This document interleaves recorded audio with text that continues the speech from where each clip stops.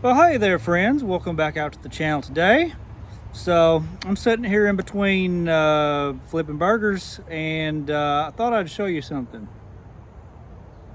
What in the world is going on here? I'll tell you what's going on here.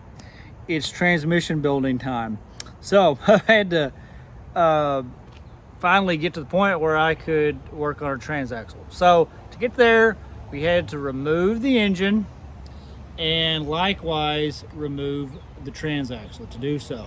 And Dougie here is pretty stripped down. I haven't ever had it that stripped before, but nevertheless, I think it's going to work out good for us because, to be quite honest with you, I may use this opportunity to take care of a few little items on the list that are now easy and accessible to get to. In fact, maybe in between waiting on parts, might just tackle some painting. I don't know, we'll see about it. Anyway, so yeah, transmission, back to the transmission. So I got the engine off, and I didn't film half of the removal process. I've kind of done that before. I've never filmed myself removing a swing axle, but there's really nothing to it. I mean, I can't complain. The Beetle guys have a little more problem, but essentially you just unbolt it there, 3 spots, and your shock. Same over here. You got 2 bolts up there in between the frame horns. Disconnect the shifter, and then I slid them out through taking off these 2 frame horn bolts, and voila, she's out and on the stand, and there she is. So yeah, essentially I have removed all that, and you can see the axle tubes and stuff and the axles themselves. What have we learned so far? Well, I'll tell you what we learned. So the bearings on for the end of the axles there, they are pitted. Obviously you can't see, but there is some pitting. They don't move as smooth as they should. So, I mean, we needed to replace those anyways. The axles themselves are they look cleaner than I was expecting to see them. However, I have noticed a problem. So, on our differential, what is that? Differential gear, in gear, some people call it. There is some gnarly pitting going on, and quite frankly, I don't like that. We can't have that. I'm not putting together a transmission and doing that, which stinks. I hate to have to replace those. They're about $100 a piece. So anyway, what we're going to do is I'm going to flip these burgers and probably eat them. And when we come back, I am going to remove this and get into removing our diff and ring gear, and then probably come on back and getting the whole gear stack out, or not the whole gear stack, but at least the gear assembly, you should say. So anyway, I'll catch you here in a second and we'll do that. Yeah, just kidding. I didn't quite return after eating those burgers because it started raining, which looks like what it's going to do again today. It's kind of the every other day story here in Kentucky right now, but hey, the farmers need it. Anyways, so to save time, I have went ahead and removed both of the side covers on our transaxle, and have revealed the differential. So it's a little gross. So anyways, let's see what we found out here. Let me first just say, as far as these side covers go, I do not plan on using this driver's side cover, which would be the ring gear side for our application. This one's in good shape. It revealed some nasty grime and crap down in the, basically where your bearing sits. Definitely on this side. Look how bad that is. So that's essentially going to be the same story here. Look at that baby. Oh my gosh. we got mud and grime and grease, and you can see clearly lots of rust in here, and especially some pitting. So this thing sat in moisture in water, and I knew that because I had when I first got this, being a transmission sort of dude, I went ahead and drained the oil out, and I didn't get any oil. Got water, maybe just a smidge of oil. And so I was expecting to see this. I have filled this Transaxle up probably 3 times since having it. One, just to kind of get it flushed out, and then 2 times in between getting an engine on it and replacing boots, that sort of thing. And this is still what we got, so it's kind of a filthy mess. This bearing right here is cooked. Look at that. Oh my gosh. Yeah, so anyways, let's pull this thing out. By the way, it's got 6 bolts on it. That is a dead giveaway for a 437 ring gear. You find that on the 6-volt Transaxles below 1968, usually. So let's pull that out, see what we got. Okay, ooh. I'll set this aside. We'll kind of look at it here a little bit more in a minute, but let's just let's go ahead and look at this. See what we got in here. Oh yeah, it's a mess. I was expecting that to an extent. The pinion, let's see here. It's got some, maybe some a little bit of surface rust on it, but not bad. I've had Transaxles opened up that had this exact same thing going on, and I'll show you here in a second probably what helped lead to that. But let's go over here and let's sit down here. It's hot. It's like 90 something degrees today, and let's see what we got. So here's the other side of it. That bearing isn't horrible, but you know, it doesn't have near the rust that the other one has. Let's look at that. Okay, so yeah, this is the standard stock differential carrier with 2 spider gears in it. Oh yeah, this sucks right here. I'm not a fan of that, but you know, the teeth aren't horrible. You almost have to suspend a little bit of judgment, especially with a dirty transmission. I have had I've actually opened up a bus transmission before that I thought the ring gear was ruined on, and took a little wire wheel to the ring gear, and it actually took a lot of it away and didn't have any pitting, so to speak of. So I don't know. Let's see here, let's verify that. Yeah, so that's, you see that it's 835.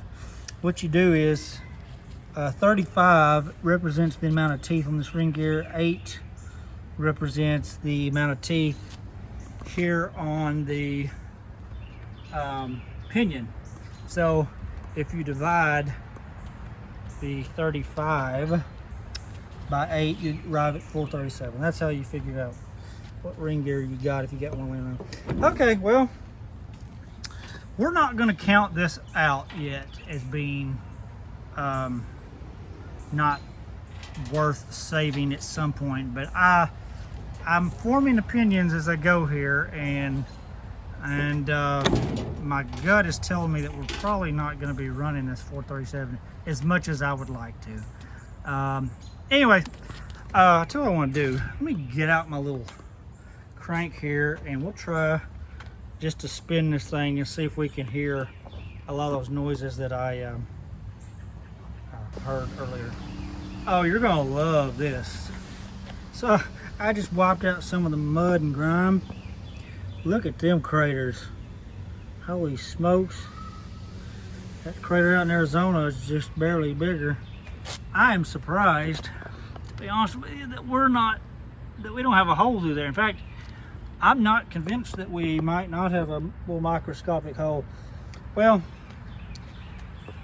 that basically makes that case become some sort of a jig or maybe something to start an engine on. I don't know.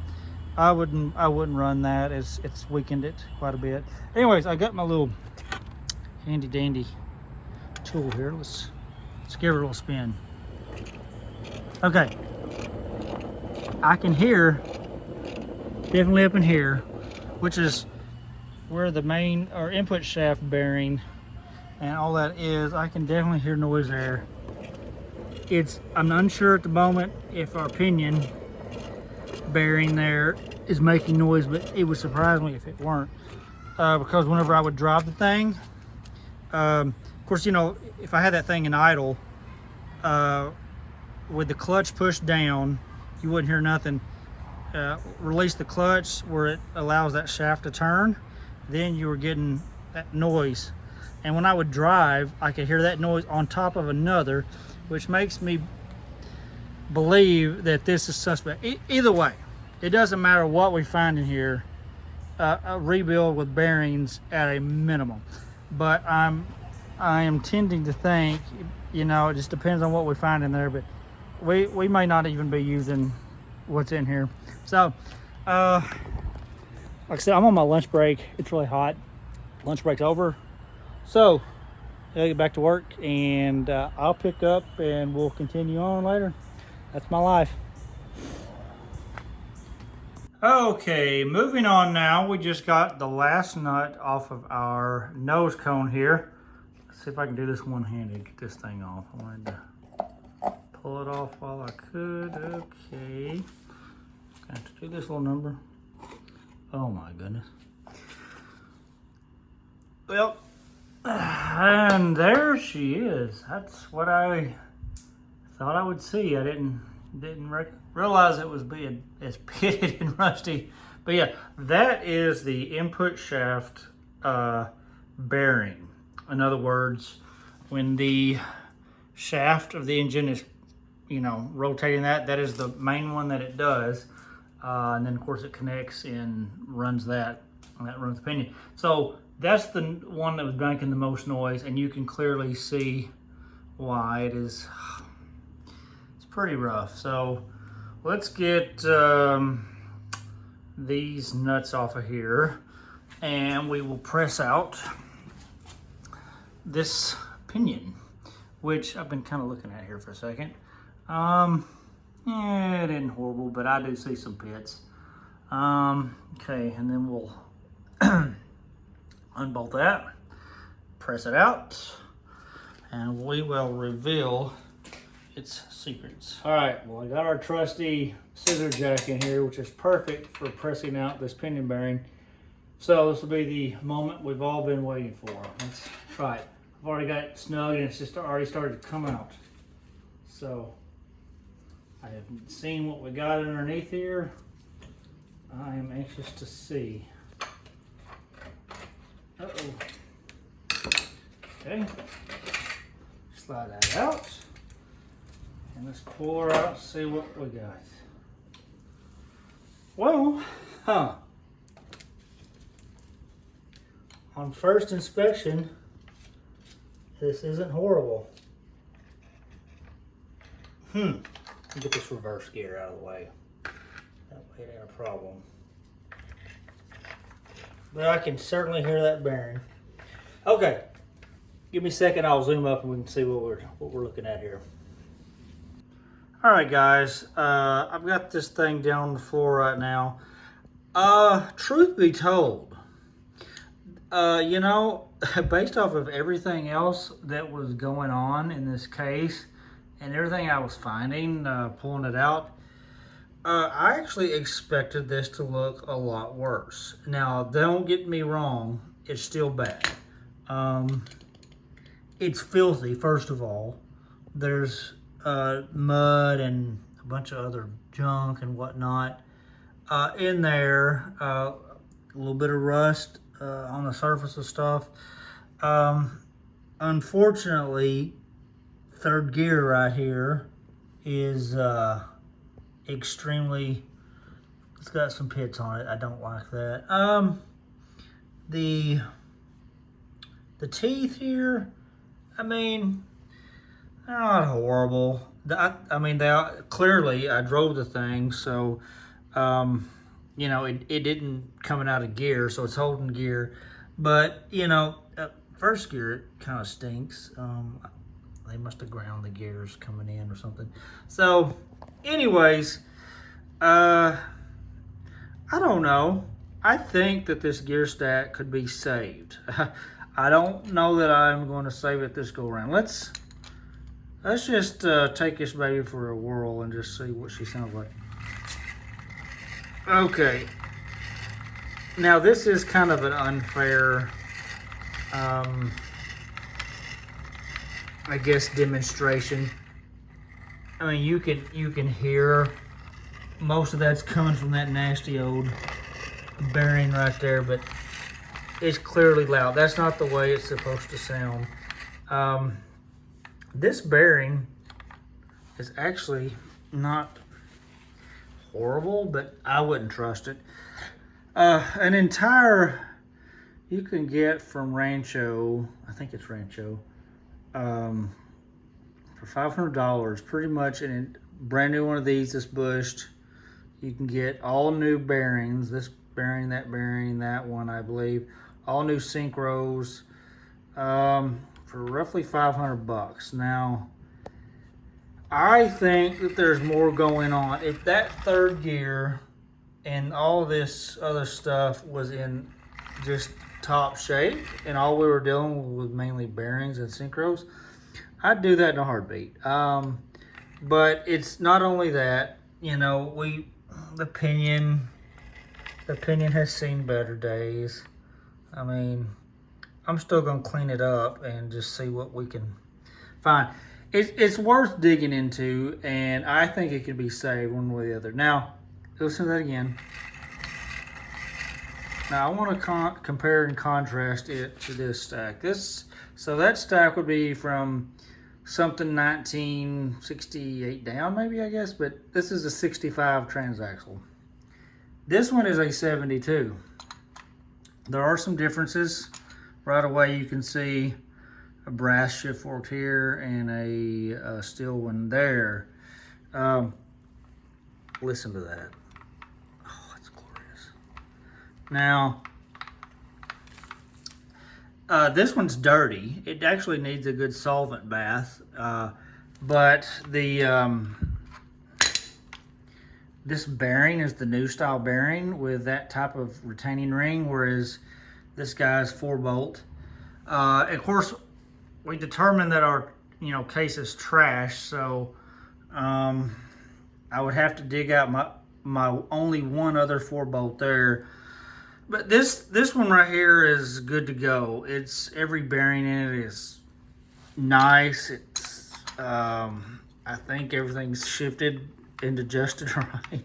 This bearing is lovely. It's a great bearing. It's a little different style. You know, this is a bolt-on. I don't think that matters one hoot. None of the shifter rods are loose in this, so all that's good. I would really prefer a steel shift fork, and I guess I could technically steal this one off of there and put it on this one, but the brass shift forks really don't bum me out as bad. You know, if you're not like jamming it into gear all the time, you don't have nothing to worry about. But yeah, that's a good stack.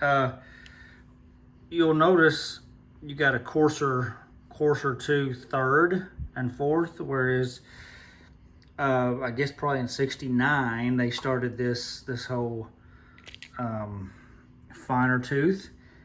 That again, that bums a lot of people out, but it doesn't me, quite frankly. If you keep your gear oil clean, unlike they did here, whereas it was dirty and was non-existent, you have no problems there. These things only break when you get junk in there or tear other stuff up, and then it just does its own thing. But I don't know, guys. I think I'm gonna have to invest more in this than just bearings. I think here's what we're gonna do. I was really wanting to stick with a 437 just because it was a good marriage between off-road and street use, depending on what tires you used. And I was kind of curious how that would go on the track, but I don't trust this. This pinion has seen better days. I've got a lovely 412 pinion head here and a ring gear to match, but the problem is in a swing axle, the differential, you require I guess an 8-bolt differential, and we don't have that currently with this. So I think I'm going to, and this isn't exactly the cheaper route, because we're talking minimum 500 bucks for that. I don't think so. This is good to go as it is, great bearings. So all we have to do here is we just buy us a super diff to fit that, and whatever we got to do with our differential side gears that were pitted, we're gonna have to find some more of those.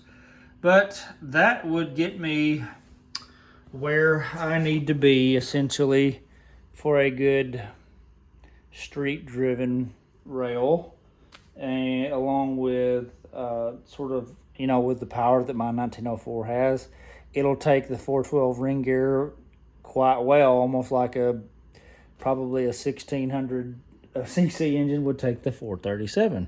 So they went with the 412 because engines started getting a little bit bigger and slightly more powerful, very marginally so, but they did. So yeah, I think that's what we're going to do. We'll make that a project some other day. This is what we're going to go with, I think. And I've got a 1972 case that will fit right in.